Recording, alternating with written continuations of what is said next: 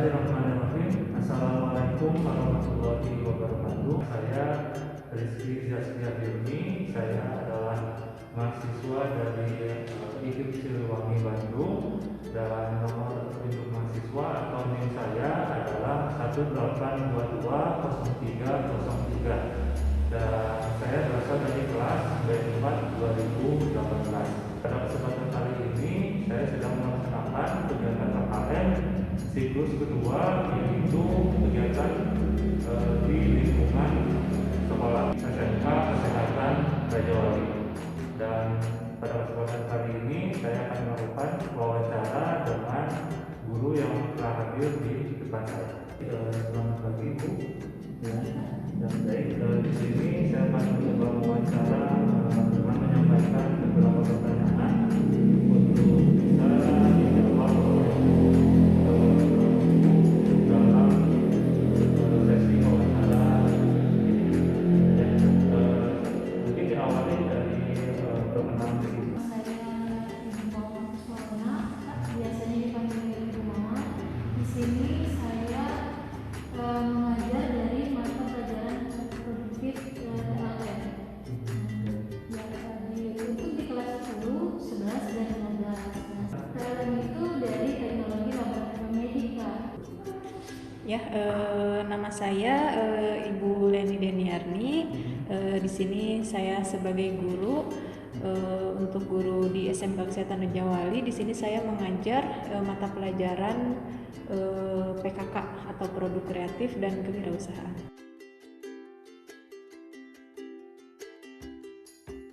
Di tanggapan saya itu pembelajaran dari saat ini itu banyak faktor dan kendala, misalnya banyak siswa yang memiliki kapasitas kuota internetnya yang kurang. Terus misalnya dari pembelajaran dari itu juga kan biasanya siswa kita ini jarang aktifkan kamera, dilihat juga biasanya dari sinyal, jadi belum tidak efektif. Dan juga biasanya juga pembelajaran dari ini tidak semua siswa Pak yang bisa masuk ke Zoom, jadi kita hanya mengajarkan siswanya itu mungkin 50%. Di saya untuk pembelajaran secara daring itu pastinya ada dampak positif dan negatifnya ya Pak ya.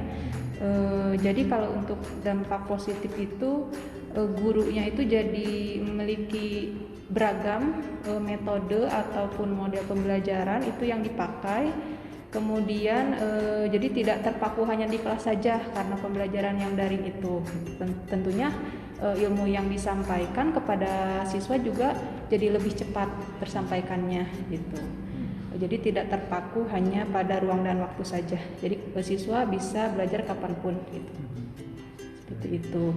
Kalaupun untuk dampak negatifnya yang sampai saat ini saya rasakan sebagai pengajar itu kadang siswa gitu ya, dari segi siswa tidak ada sarana yang menunjang gitu, seperti kuotanya yang tidak ada gitu Pak, sarana seperti laptop atau HP-nya terbatas.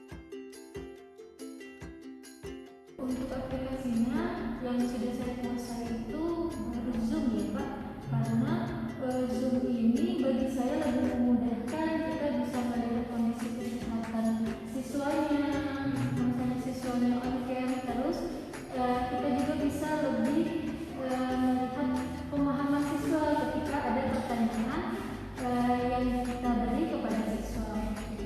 Ada juga aplikasi Google Classroom, makanya kalau Google Classroom itu biasanya hanya untuk menyampaikan pesan dan memberikan tugas.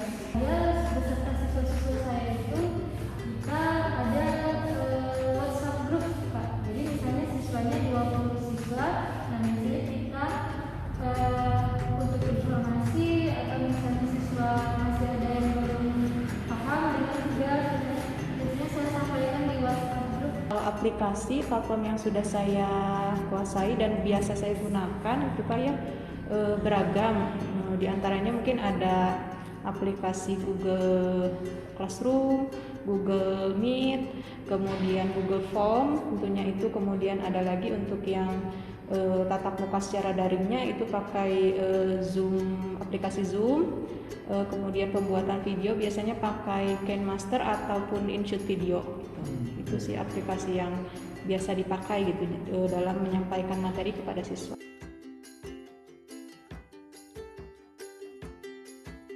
Saya biasanya menggunakan Membimbing, Pak. Nah, Membimbing ini biasanya untuk melihat dulu pengetahuan siswa. Jadi sebelum misalnya saya hari ini menjelaskan tentang komunikasi, nah saya harus melihat dulu pengetahuan siswa. Untuk model pembelajaran saya pakainya untuk yang sinkronus dan asinkronus. Di mana sinkronus itu kan lebih kepada tatap muka secara langsung tetapi melalui virtual. Kalau asinkronus itu lebih kepada penugasan. Nah, jadi di setiap minggu pertemuannya itu biasanya misalnya di minggu pertama saya melakukan model pembelajaran yang asinkronus. Di situ jadi siswa diberikan tugas terlebih dahulu ataupun materi mengenai bab yang akan dibahas. Tetapi di minggu selanjutnya saya pakai model pembelajaran yang sinkronus, jadi tatap muka secara langsung itu melalui daring itu. Jadi siswa kan sudah dibekali materi di minggu sebelumnya di model pembelajaran yang asinkronus. Jadi ketika yang sinkronus tatap muka, siswa sudah ada gambaran materi yang akan dibahas gitu. Jadi dia sudah ada persiapan terlebih dahulu.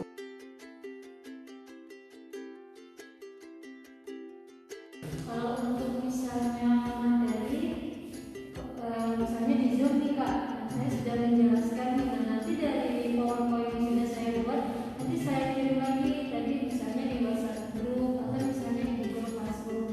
Nah, untuk penugasan ini biasanya saya mengarahkan siswa-siswi kita itu misalnya membuat rangkuman dari materi yang saya jelaskan, atau biasanya juga menjawab pertanyaan dari buku paket yang saya gunakan.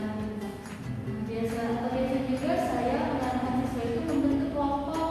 Nah, misalnya dari kelompok tersebut nanti kita presentasi mungkin di aplikasi Zoom. Nah, nanti dari situ kita diskusi bareng-bareng bersama siswa. Sesuai model yang saya pakai mungkin ya yang sinkronus dan asinkronus. Biasanya misalnya di minggu pertama sinkronus, minggu kedua asinkronus, nanti sinkronus lagi dan asinkronus seperti itu. Jadi bergiliran gitu ya. Kemudian nanti untuk yang mode pembelajaran sinkronusnya kan bertatap muka secara langsung. Nah, di situ guru memberikan materi sehingga siswa menyimak dulu materinya gitu.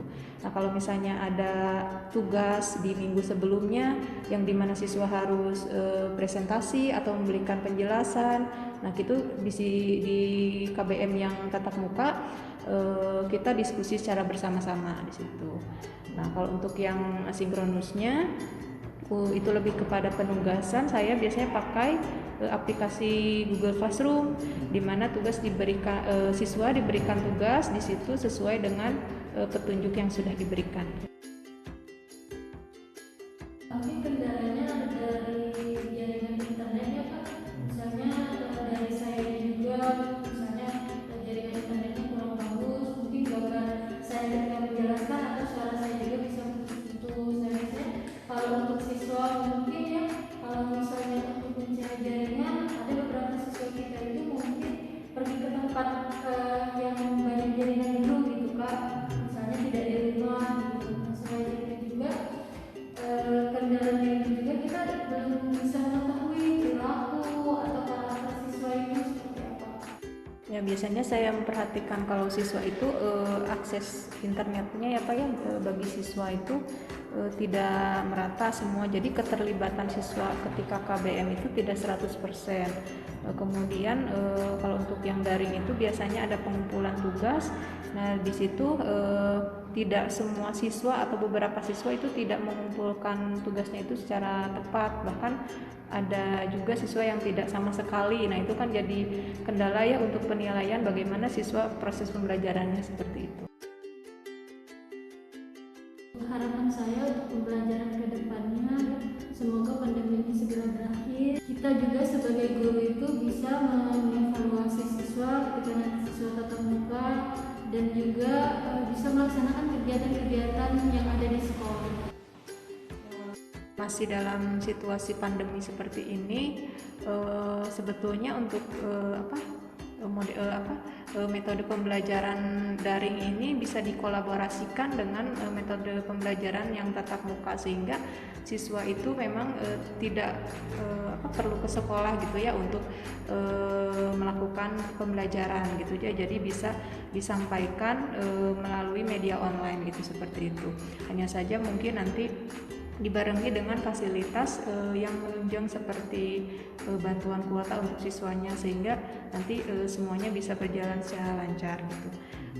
Kemudian mungkin untuk tenaga pengajarnya juga itu lebih dibekali lagi mengenai ilmu bagaimana cara mengajar yang baik ketika pembelajaran jarak jauh itu atau daring. Jadi sehingga nanti kalau ditemukan ada kendala, itu bisa diskusi itu di situ, antara gurunya bisa saling berbagi kendalanya seperti apa, solusinya bagaimana, mungkin seperti itu. Jadi dilakukan mungkin webinar ataupun pelatihan guru untuk meningkatkan kompetensi guru, baik dari segi metode atau mode pembelajaran yang sesuai untuk pembelajaran jarak jauh atau daring.